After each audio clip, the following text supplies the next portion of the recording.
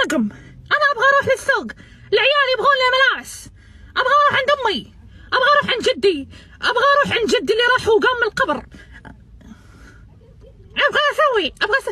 خلاص هذا الرجل مسكين غادي يبغي يمشي. اختي شوف لي شي وحده بنت الناس اللي تكبر بيه وتكبر بعائلته. ويلي ابغى اروح عند امي ماتت، امي قامت من القبر، امي الله يرحمها مسكينه كل شويه.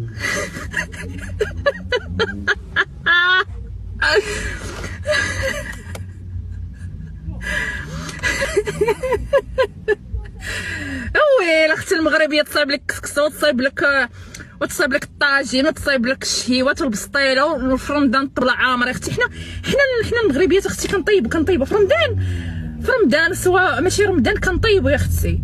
المهم رمضان الشهيوات ما نقولش لك.